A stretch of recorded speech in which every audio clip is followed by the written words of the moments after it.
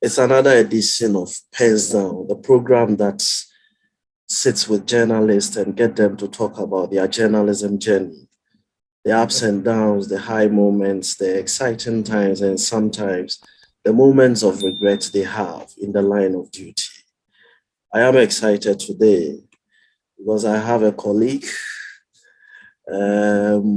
Yes, a colleague, a former classmate of mine who is one of the accomplished broadcasters in Ghana today.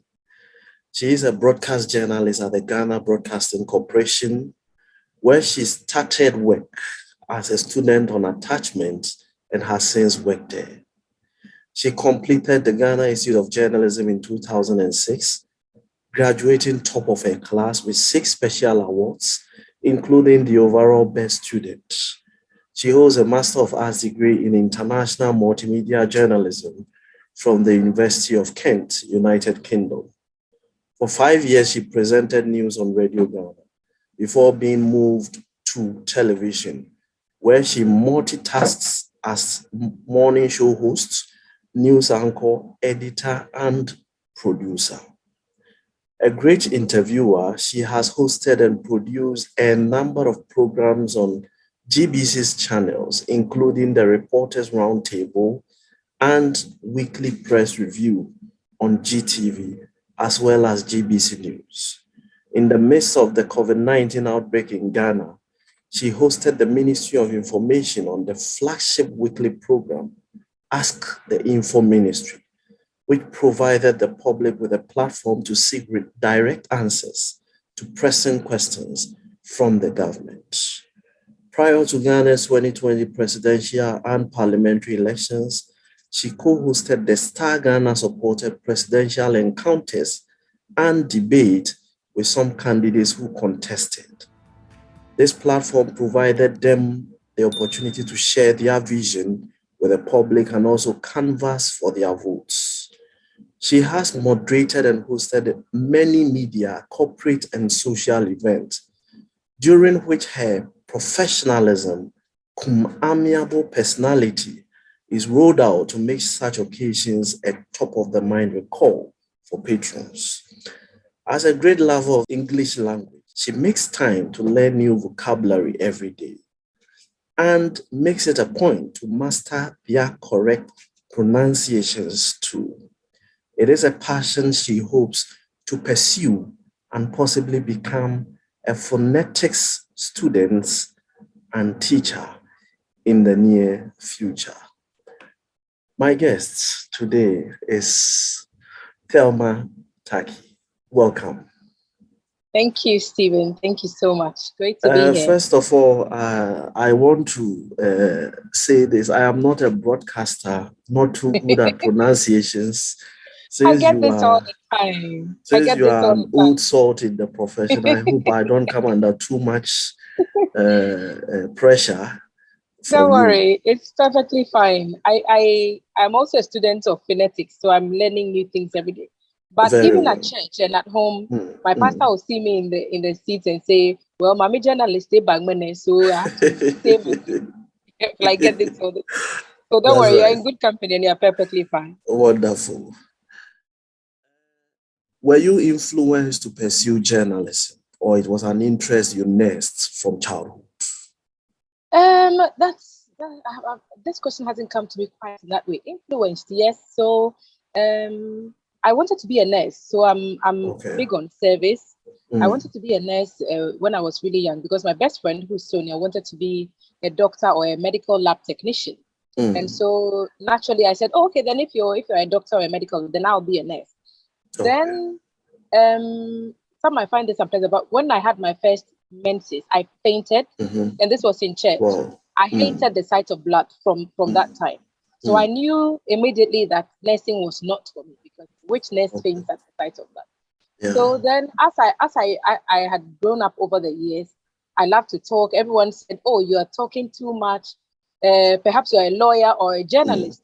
And so from the time I had my passing out episode and I realized nursing was not for me, and I realized that then my love for journalism would be the top love of my life because then I get to talk.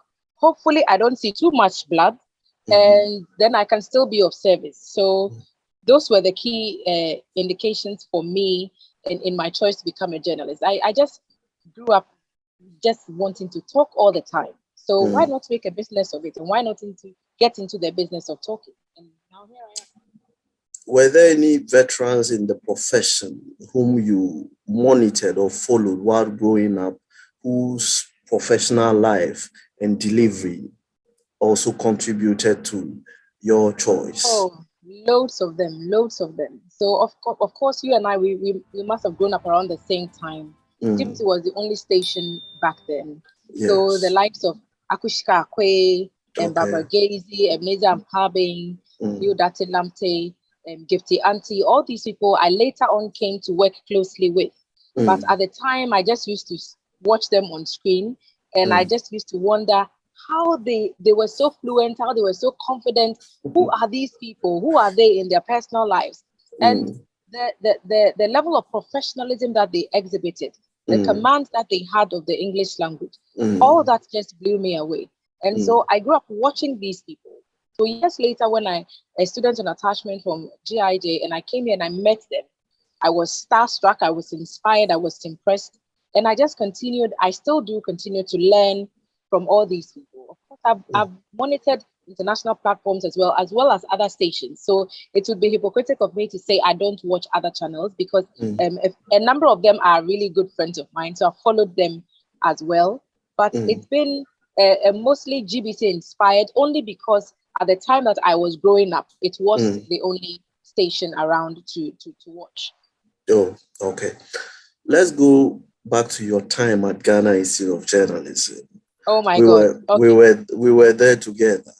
Yes. And I remember with graphic detail our graduation, where they kept mentioning your name like a recurring decimal to count for awards. In fact, at a point, I remember the then acting rector, Mr. Roxon, now Dr. Roxon, saying that, please, you just have to stand by, don't go too far, because we are going to call you one more time or a few more times.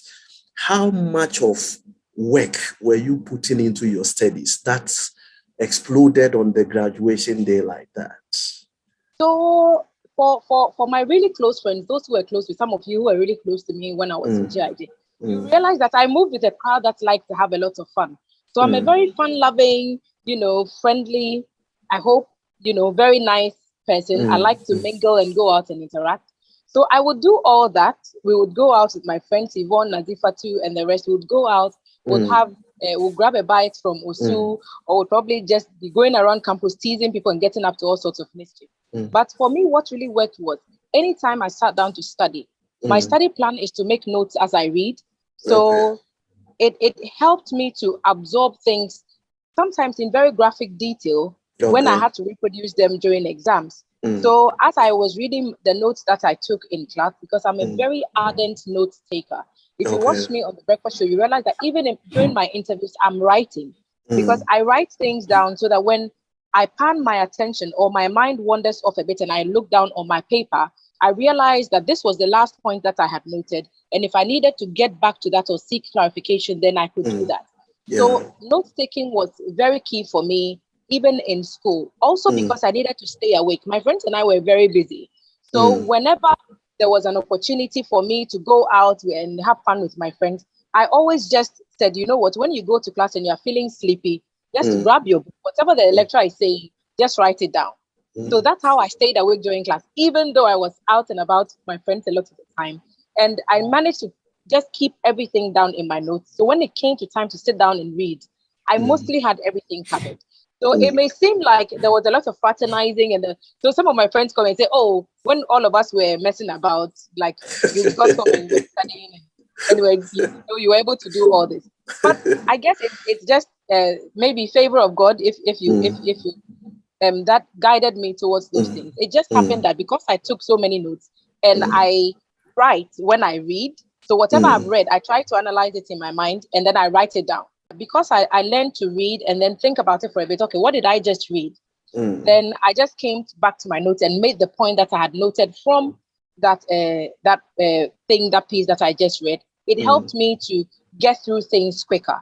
So when I needed to revise, I just went to my little notebook instead of the other notebook that I copied whilst I was probably feeling really sleepy.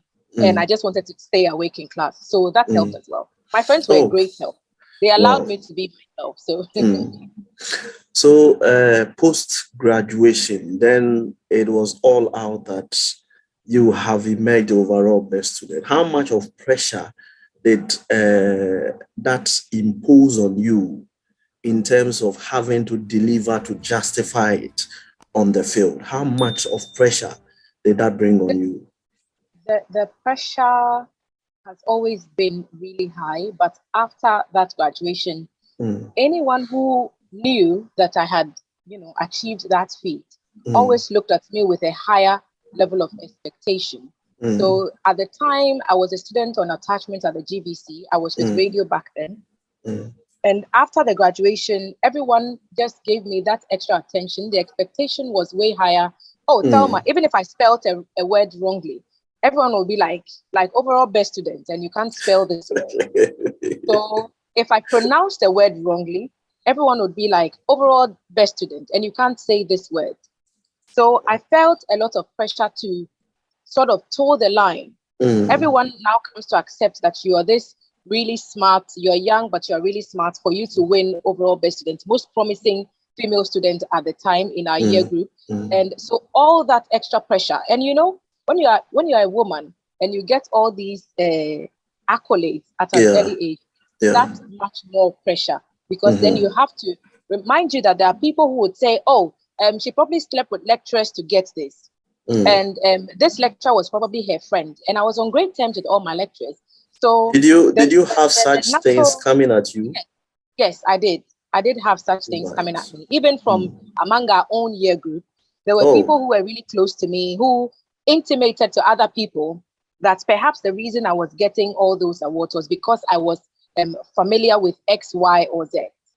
But I hope that anyone who really knew me back in the day would know that that was completely a figment of people's imaginations. And this is a national platform. So I worked my heart out to get to where I was. I didn't expect any of it to happen. I remember the morning of graduation, I was running terribly late. My friends who arrived earlier than me, they kept calling and I didn't answer because I didn't know what was happening. I just thought, graduation, let me go grab my gown. I was wearing my kente outfit. I was very skinny back. So let me just grab my outfit, show up with a couple of family members.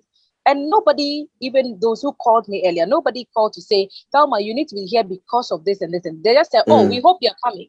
We hope you're coming. And I would just be like, yeah, we're on our way. We're on our way. So it was when I arrived at the grounds, they had already even marched in before I got there.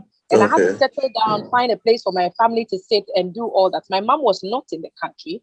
Anyone who knows me knows that if I knew of any major thing happening in my life, my mom would have to be somewhere, unreachable for her not to be a part of that story. Wow. So she wasn't even in the country. That tells you I did not even know about this. I just showed up on the day. And I was as surprised as everyone else when the awards kept coming. So that's the kind of pressure you meet when you go into the workplace. Oh, she probably slept with a few lecturers to get the award. So maybe she's not that smart. Maybe she's not all that. So you find yourself having to push yourself to the limit constantly to be able to prove to people that indeed you worked for this and you deserve everything that's coming to you. It also comes with eating a bit of humble pie and to admit when you don't know something and say that, look, I'm human. And if I don't know something, I'm still learning. So, give me a bit of space to also grow and improve and whip my craft together. So it hasn't been an easy journey, especially because of the awards that came very early. For the years you have spent at GBC, more than 10 years, you have, for me, I have known you as a newscaster from radio to TV. But today, you are on the seat on the morning show as one of 3 hosts, talking to people, interacting, asking questions and all that. Now, that is a complete departure from what you have been used to for over 10 years. News is scripted, but in this circumstance, you do a lot more of an unscripted business. How was the transition for you? Oh, that's interesting. So for a long time, there had been talks about rebranding TTV's breakfast show. We've been on air for a while, and there's been some great, awesome presenters. Akushka Akwe and El Ankara were the first news anchors for any breakfast show in the country. And they did such an incredible job for years. And over the years, we've had quite a number of incredible, presenters on the program. So when the idea came to rebrand and to take the show in a different direction, I really did not expect that the back would fall on me. I really didn't, because I thought that based on my own personal analysis, if they wanted people to be at the forefront, they would have their pick. They would have a whole number of people to do that for them. Also because I always thought myself a predominantly news person. So like you said, news is scripted. So it's more organized. It's a lot more controlled. And there's very little room for you to put your opinions and impressions in there. So apart from the opening of the news that you say, oh, hello, welcome, and and even sometimes that is scripted. And then the breaks in between and even the outro. So what you say at the end before the bumper rolls again to go away is also sometimes scripted. A morning show is a lot more versatile.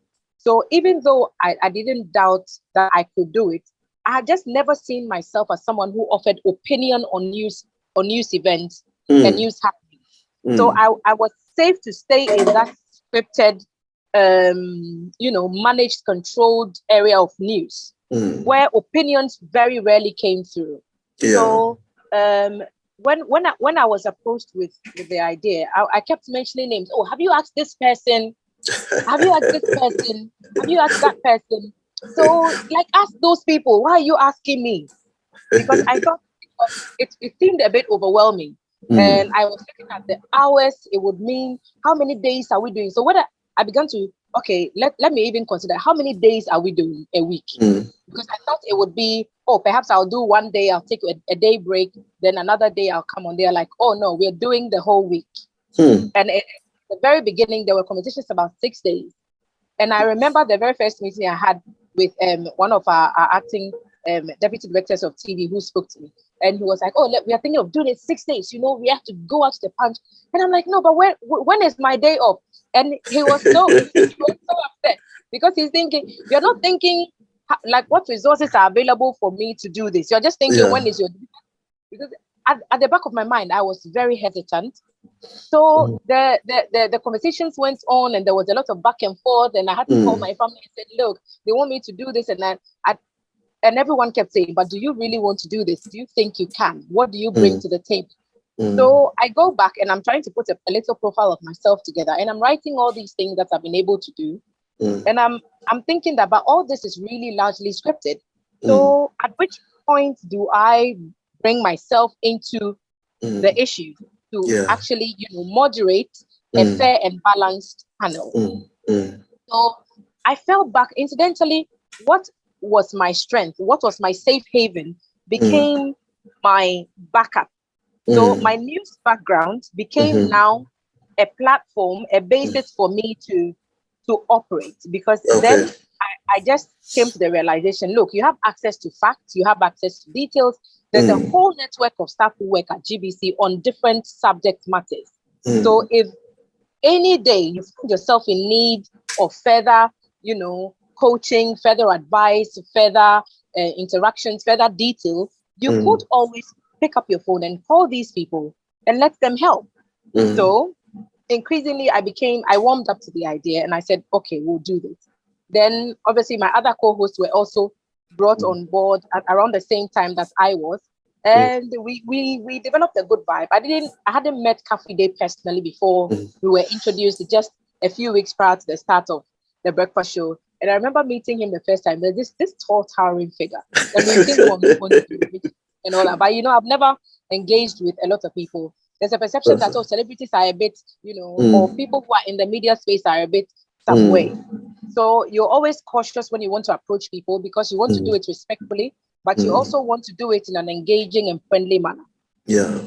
So I remember around the table, Kaf was sitting there and I was sitting there, and I just waved at him and he waved back and he smiled. And after the meeting, I'm like, Kaf, so Kaf, how are you? I've never met you. And he said, I've never met you either.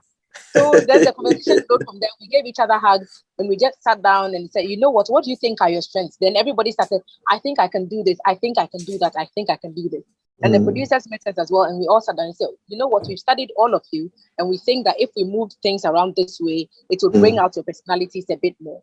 Yeah. So then we were like, yeah, go for it. And Kafu Day, bless him, he's always like, yeah, we can do it. Like, T has to do it. Yeah, she can do it. Valerie has to do this. She can do it. So we all just warmed up into this amazing family. And just like any family, we've had our days when things have gotten really heated and we thought, you know what, I'm tired. I'm not even going to come to work. And this is too hard. And because you're up at 3 a.m. every day. We're all up at 3 a.m. every day. And for some of us, we have to still come and attend to other duties after the show. So it's not like the show ends and our day ends. We are prepping for the next show. We are prepping for the next program. I produce other programs on GBC News, GTV. So it's always something extra that you need to go back to. So when do we find rest? I asked that question at the beginning. No one has answered me. But it's been an amazing journey. And all the people who have supported me, presidential reporters, reporters from Parliament, our court reporters, and those who cover general news, they've all been massive help. Because I've woken people up at 4 a.m. because I've missed a news item. And I said, you covered this. What is it? What are the facts? What did this person say? I don't understand this thing in the budget. What is he saying?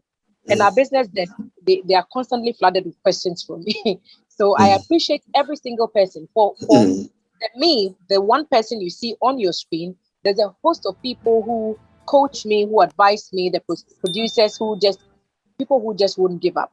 And they just want to push until we give Ghanaians and the rest of the world our best. And I'm eternally, I didn't even think I was a morning person. I still don't think I am. But I hope that we are doing something that people will be proud of and watch and think, actually, these people are doing something worth watching. And we are great. Yeah. We are great. Yeah. Let's look at this. You've been at GBC, I think, for about, is it 16 years? 16 years. So I came in 2005 when we were deployed as students on attachment. And that's so right. they would send students out to go and get some first. And then they brought me back for national service. And here we are. What has kept you at GBC all these years? What is it that has kept you? You know, some people get tired of working environments. Yeah. There are some people, they work 2-3 years. No, I need a change of environment. Nothing might have gone wrong, but they just want a different place for a change. What is it that has kept you there? I get this question a lot, and people come to me and they're like, "Oh, but you have to leave that place and find somewhere else and fix yourself." But I always ask, doesn't Ghana deserve? If you think I'm good, doesn't Ghana deserve good? If you think I'm better, doesn't Ghana deserve better?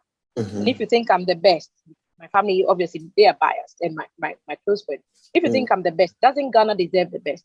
Yeah. So there may be 1,000,001 reasons why I would want to move, but I always think back, and this matter came to fore when I went to study in England, and we had to have a family conversation about whether it was worth staying back or coming back home to continue what I was doing.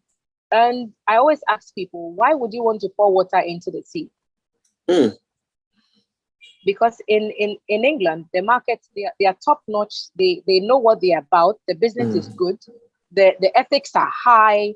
The standards, the monitoring, the evaluation, everything is shipshape. So if I've come to study something that I think will be helpful, what will I contribute to, say, the BBC? I have no doubt that I would have excelled, most likely. I have no doubt that I would excel in other private media organizations in Ghana. But I always ask myself, wouldn't Ghana also deserve a piece of that pie? I don't always feel that way. And let me be crystal clear. Sometimes because of mistakes that we've made, because we are human, and people who work at GBC are human too. And I've had occasions where I felt, really, things get to you. But I always, when I pick myself up, I ask myself, doesn't Ghana deserve good? If I think I'm good, doesn't Ghana deserve good? And that has largely kept me here. I also like the fact that GBC, I can only speak for GBC, so I'm not saying other stations are not in this. That's right. Yeah. So the pressure to toe the line always works for my organization, because I in my personal life, in my personal space, I'm a bit, all over the place. So I appreciate the organized, call it strict expectations that have been imposed on us from generations of awesome, amazing presenters who have gone ahead of us. So there's very little room for a lot of sensationalism when you're on a GBC network. That helped me because it kept me grounded. It meant that, unlike what would come to me naturally, I'm a fly at the top of a hat kind of person. I'm very let's go. I don't think things through in my personal life as much as I would my professional life. What GBC taught me was slow down, hold it. Is this the time to say this?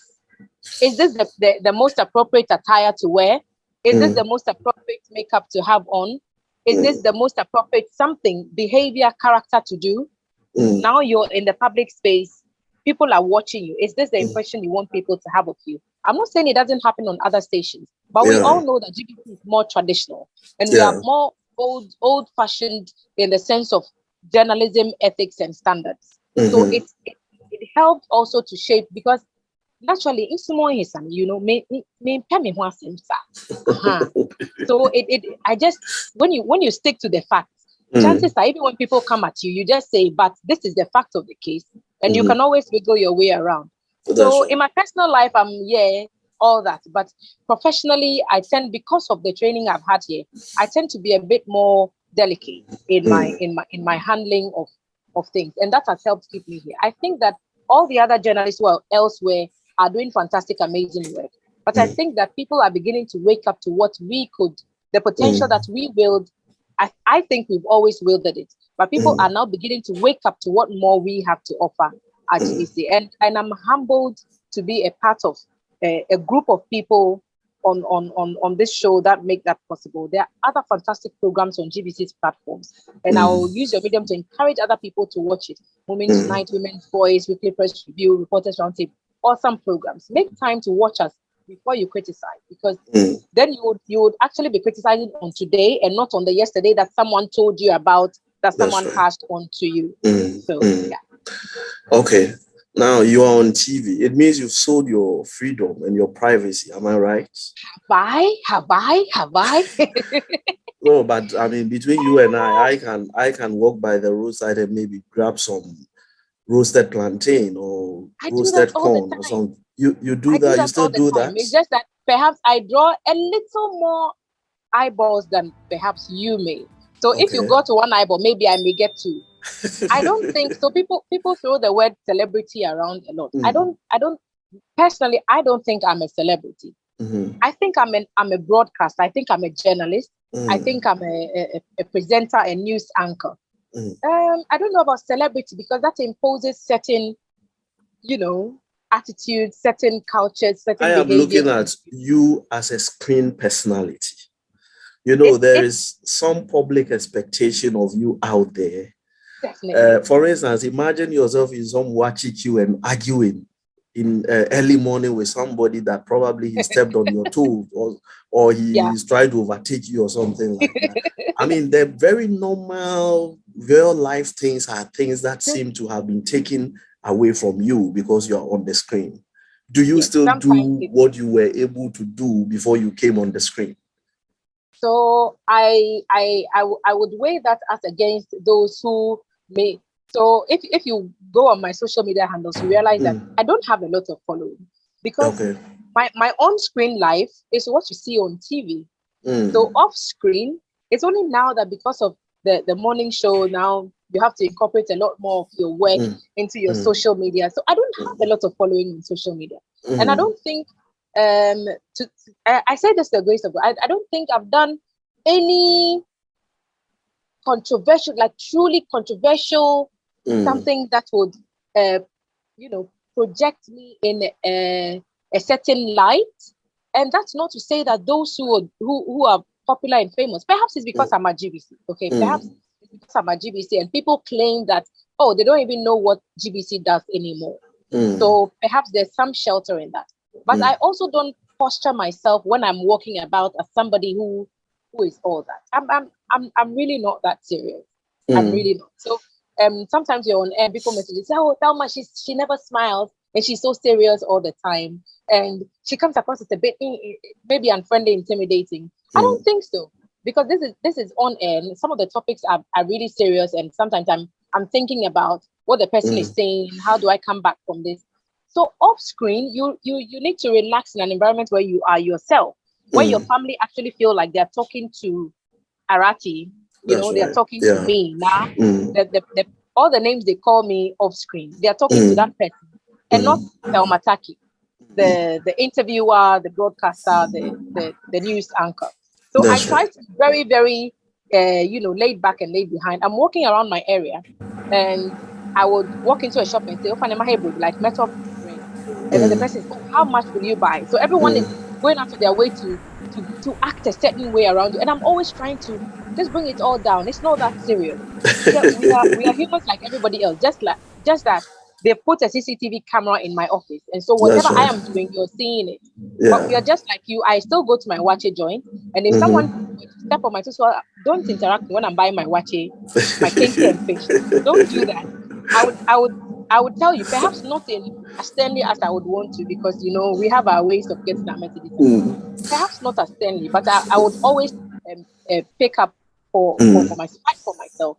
It really came to fore. I was on a holiday, so I went on a weekend away. I was on the Dodi Princess. So this is the Malta Lake cruise. And I had just finished the bulletin the night before on the Friday, and I was on the cruise on Saturday. So this was me, a group of friends who were all having fun. There's live band on board. We're just, dancing around and just having a merry old time. And then I go to the table to ask for some water. And as soon as I get there, the lady at the table said, "Oh, Miss Taki, good morning. I was just watching you last night." Oh. So and this was during the late news at about 10, 11 p.m. So for her to see me at the time and then to see me early morning on Saturday, this person was just blown away. Like, how did you drive? Because you literally then not slept, because the boat cruise left pretty early and there were protocols to follow before it moved. But immediately it became a shadow over everything that I was doing, because now it became obvious that people are watching me. Yeah. So as much as I'd let my hair down and I wanted to do all kinds of stuff, I couldn't do that anymore. But it's the reality that comes with the job that we do. And sometimes we just have to make small adjustments. I just believe in being true to yourself, being true to your family, being true to your friends, and just being yourself all the time, so that I don't feel too big asking people for help. Because I'm not, God owns all money, in my opinion. I'm not God. I'm not Christ. We are not the richest family. I live in a small village in the Ghanaweb district. Very unassuming. I don't drive a flashy car. I can hop on my trotro. Thank God for masks. Yeah. Because now behind the mask, you can move around a bit more freely. But even before that, I would hop on my trotro and come to work if I have to. I would hop on a Lolo bus to come to work if I have to. And it has never really worried me. The so-called fame has maybe tomorrow, but today it hasn't. Maybe tomorrow it will start getting to my head and I'll start asking it. I'm a diva. Don't get me wrong. Like, I can get very uncomfortable, and my friends are exasperated with me. But I try to always remember, and it's my one key prayer, to always, be so grounded, so humble, to always remember where I've come from. Because I'm not from a rich family. I've never been to what we call preparatory school. Now I call it preparatory school. Preparatory school, I told I went to Bishop Girls School across the street from the Bank of Ghana on the High Street. My nursery school is even less popular. It's called Palladium Square Nursery School at Palladium. So that's on the Asafwachenete Road, close to where I worship Accra Wesley. And then I went to Thelma Secondary School. I came to GIJ. The only thing that perhaps you may say is international is my master's degree, which I did at the University of Kent. So my growing up was all really, really basic. And I have no intention of deviating from that. And some of my key icons are very low-key people. Akushka Akwe is very low-key. And I admire her so much. Barbara Gazy, low-key, Ebenezer and Pabing, I believe in letting your work speak for you. So if anyone sees me, they should appreciate my work. When you see me in town and I'm eating kinky, let me finish before you say it. This is interesting. Now let's look at your team on the GTV breakfast show. Okay. No team is bereft of friction and sometimes disagreement here and there. How do you deal with moments of disagreement, especially during the planning of shows and other things? How are you able to overcome that, to come together and then agree on certain things so that the show comes on without any hitch? Great. This is a great question, because people don't realize that when you're on screen, especially when you're doing a morning show, when you're on the news, it's a lot like acting in a way. So whatever your problems, your challenges are, once the lights come on and the director is in your ears and says, "Stand by, I'm coming to you," nothing else matters. And I learned this very early on in the news. I was on air presenting the news one day, and I had my phone with me. Bad practice. I've since deceased from that. I got a message that my aunt in the UK had passed away, and immediately my spirit tanked. So whilst if I was on air, whilst I was on air, so there was the group platform, and I would usually just during breaks I would go on the phone and see if any news was breaking. So the message came in because it was the group, and the group messages kept popping up. I just said, "Yeah, what's happening?" I just tapped it, and so I spied it from the corner of my eye. So I was just reading the chat and scrolling. The phone was on my lap, and I was just scrolling slightly. Yeah. Then I found out that my aunt had passed away, and people were actually sending condolences. Immediately, it was the end of the bulletin for me that day. I could not continue. Luckily, it was the last story I had read. And so it was just about, rolling the story and then coming back to say, we're out. I couldn't do that. And so when we came downstairs, at the time, it was Barbara Gazy who was in the chair. And Mrs. Gazy called me and said, "Thelma, what happened?" And so I told her, "Oh, I just got information." She said, "You see why we tell you not to take your phones to the studio? Because when you're on air, you're in a certain character, if I can call it that. You don't need to break out of that character, because this may sound a bit unsavory, but Ghana does not care. Yeah, nobody who's watching you cares that your father just died. Nobody cares. So you always have to be in character and then get on with the work demands. And that has stuck with me over the years. And it sticks with me throughout this new chapter of my broadcast life with the breakfast show. Because there are mornings when, you know how people are. I've had a long day the day before. It's been a night where you probably haven't slept well. Family pressures are possibly, overburdening you. You're just trying to get your head around a few things. You wake up at 3 a.m. You're expecting that perhaps you would see things a bit more clearly. Things are they are still not clear. You make your way to work. It's 4 o'clock, it's 5, it's 6, the cameras come on. Immediately, all those burdens need to fall away.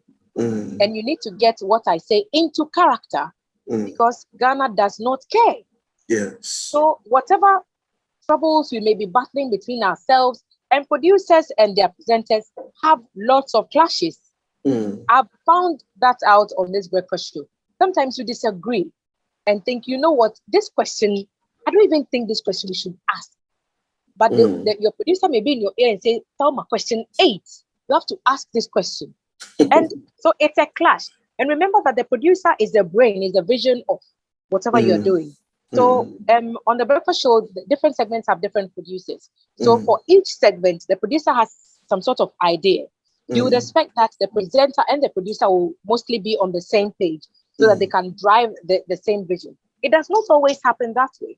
So I've had shows where I've gone and my producer, one of them have come up to me and said, "Thelma, this one, dear, And so if I received that to mean, well, I'm the presenter and what I say, what I do goes. And the producer also adopts but I'm the brain attitude, and so you have to listen, then there will be a lot of clashes. But we try to meet each other largely halfway. There are times when people have walked into the studio and they have not said a word. Mostly me. They have not said a word. Because I'm always up in arms, because of my news background. I like for things to be ready. But we are doing a live program. So a lot of things are, come on the spur of the moment. There are interviews that you may not have prepared for that are pushed in. Oh, this person wants to join us. That person wants to also add his voice. And then my head would be in the clouds. Oh my God, nobody told me about this. But then you have to remember that Ghana does not care. That's right. Everybody just wants to see. Once the camera comes on, you just have to. Wow. And that's what people want to see. Oh, we fight. Oh, we fight. Wow. We disagree. It hasn't turned to some of the scenes we've seen recently in some circles, but we have disagreed. We have passionately disagreed. But some way, somehow, we've always just got through. And at 9:30, just walk out the door and stomp your feet and be on your way out. So, and come, we'll see you in the morning. But we've had disagreement. I hope that we've all now, after 100 and what day is this? Thursday, perhaps Wednesday. After 100 plus shows, we would know that this person has a strength for this and a weakness for this. So now we are becoming a bit more, in tune with each other's excesses. So we're settling into a bit of a calm now. Hopefully next year will be better. But we fight. Right. Sometimes the camera comes on and you are just laugh. You just have to force a laugh because otherwise your frown will be too obvious for people to see. But we disagree, but we get it. The producers, my other co-presenters, they've all been over and above professional. I'm happy. Wow. I'm happy. Wow. You've done 16 years at GBC. How many more years are you going to do? It's like asking me how old I am without saying how old I am. So if you're in public service, so I'm not yet 40. If you're in public service, let's even assume I'm 40. It means I have 20 more years of service before retirement. If the labor laws don't change. I'm looking forward to the next 20 years. I'm looking forward to the other changes that we are seeing on our screens at TVC. I think a lot of hard workers are overlooked and looked down on because we work at GBC. I always say that I don't think I'm the best there is, but I think I am fairly good. And when good names are mentioned, I would think that my name would be in there. And I think a lot of GBC workers feel exactly the same way. So the key for us is to continue to do good stuff and hope that people take notice. So I don't know how much longer I will be here. There's no expectation. There's no reason for me to think I'm leaving anytime soon.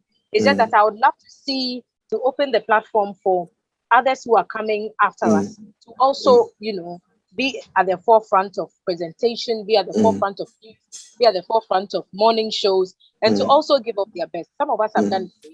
So I came to GBC when I was 19.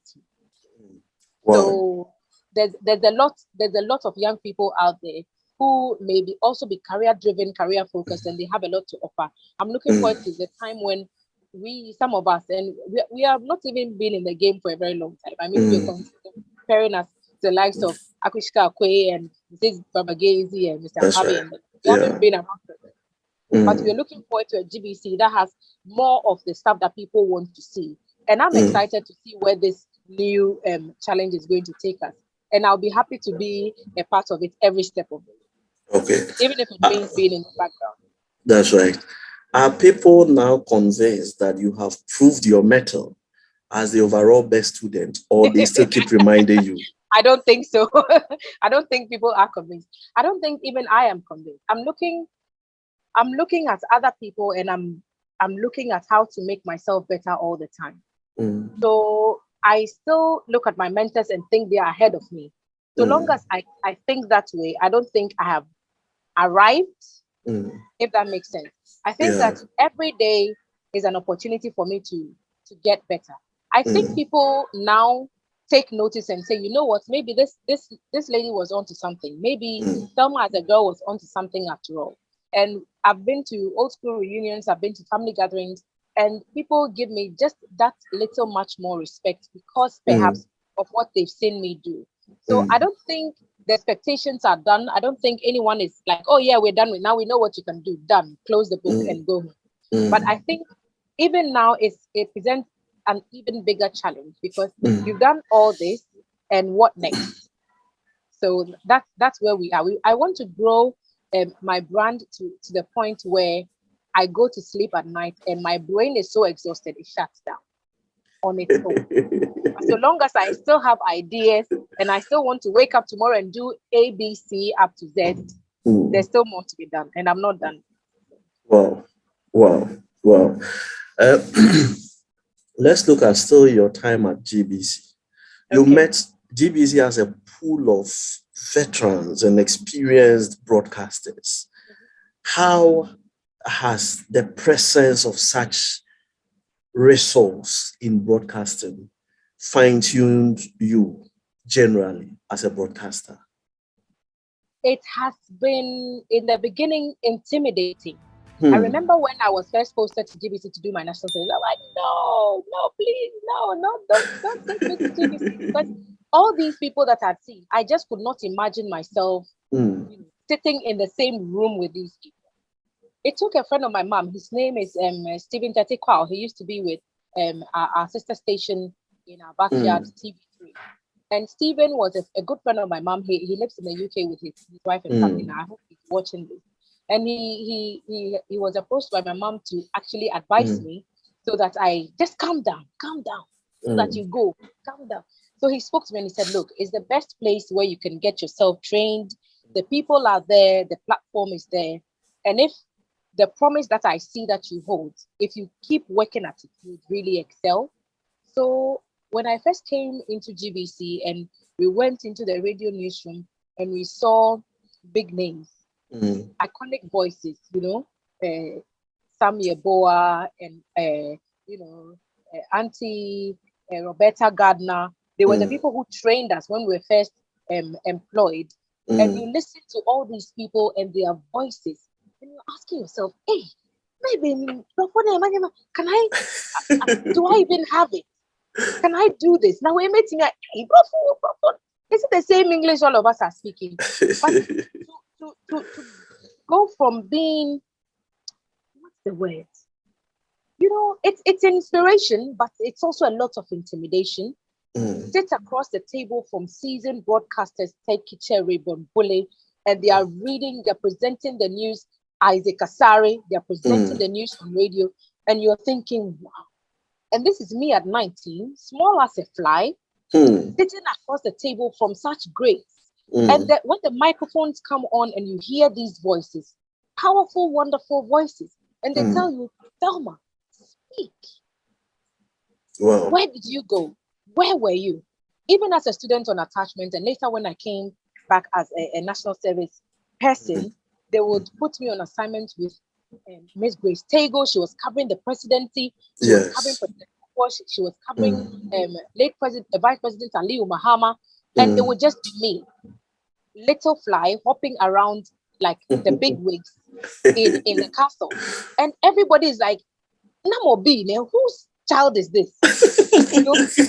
You bring your children to work now. And this was me. You knew me in school. So you knew that I was just a mite of a girl. So people just said, look, but it grew me, it toughened my skin very, very quickly.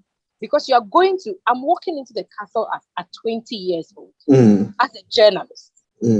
So in a professional capacity, following Grace Tago and the president of the republic is sitting across from you.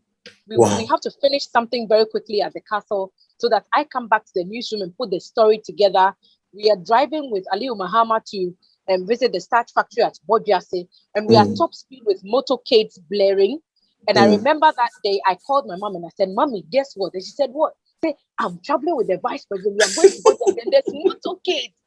It's motorcades. So it was a lot coming all at the same time. And if you didn't have like a solid upbringing, and I'm grateful, eternally grateful to my family and to the family of the church community that I find myself in. If you don't have an upbringing that keeps you grounded and solid, and friends who still address you as Arati, they don't see you. They see me as the one who I'm up in the morning, I haven't brushed my teeth. I'm looking for food to eat. That's right. I'm hungry. I'm walking around barefoot. And they are the people who really keep you grounded. So I transitioned to TV, and there was Zampabin, Gifty Auntie, Barbara Gazy, Akushka Kwe. And I'm looking at these people. I still sat in the newsroom like a fly. But I said, what can I learn from Francis Kashite? What can I learn from Barbara Gazy? What can I learn from Akush Kakwe? So I would watch them, and I'm not the most observant of persons, but I would watch them, and anytime I'm on air, I would assume a composure when someone came to mind. Oh, this person sat like this when she was doing this. She kept her shoulders at this length when she was, because you can't sit on TV and be like this. You can get away with that on radio. But when you're on TV, you always have to be upright and very postured. So I always looked at them and thought, but what's she doing? What can I learn from them? And that's how I survived. Now, some of them, even though they are my mentors, I want to be able to say that some of them are my great friends. Oh, I see. So many valuable lessons over the years, and I'm eternally grateful. Wow, wow, wow. If you have the opportunity to roll back the hands of time, will it still be journalism? I think it will be definitely 100%. I think it would definitely still be journalism. I wouldn't trade any part of this journey for the world. I think it has shaped me, it has groomed me, it has crafted me into this person that I am proud of. There's still so much more that I want to do. There's still so much ahead of me that I want to achieve. But I think I'm on the right path, and I'm slowly taking the steps towards seeing myself where I want to be. So definitely still journalism. Definitely still. I wouldn't change it. Let me pull the brakes here. It's been exciting. Yay. I think this I is survived. about the most exciting and fun-filled conversation I have had on this platform. Truly grateful for your time, and thank you very much.